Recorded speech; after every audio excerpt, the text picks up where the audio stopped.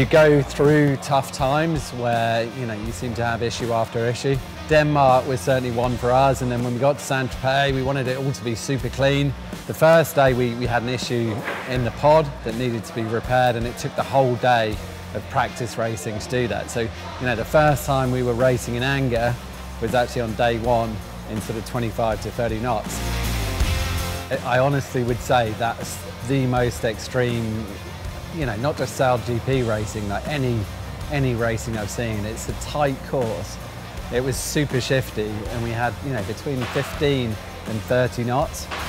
Race one was really good. We got out the blocks well, we led around the first mark. We were keen to manage the risk and not to have one, and we probably went a little bit too conservative on the leeward mark roundings, and we basically ended up with a second in that race.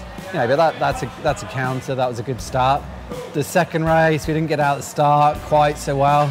And we were third at the bottom, and unfortunately we had a tech issue with the starboard board that effectively got stuck down, and we had no rate control on that, and you've got to start, try and get it fixed for the next race. And the shore team, and they did an amazing job with the SailGP tech team, and they got it turned around in about 8 minutes, working under considerable pressure. And we were there for race 3. By the bottom of the course, we'd actually got up to second, which was awesome. We then had a few control issues just at the top of the beat, and that put us down into 5. But by the end of the race, it got back to 4. That was another counter, so it was all on for Sunday.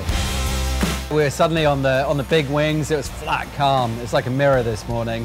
It was all about picking your modes. When to be 2 hulls in, then you get a little bit more pressure, and it then pays to get up onto like 1 hull, just lower the drag. And then every now and then there was a chance for a foil. Good first race, which put them into 3rd overall, which gives them a final spot.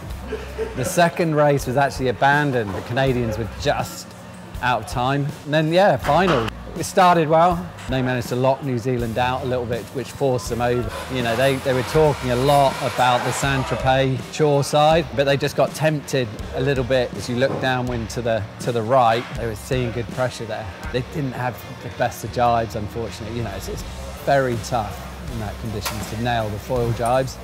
And basically USA just got over us, and that allowed the Kiwis to get up to us.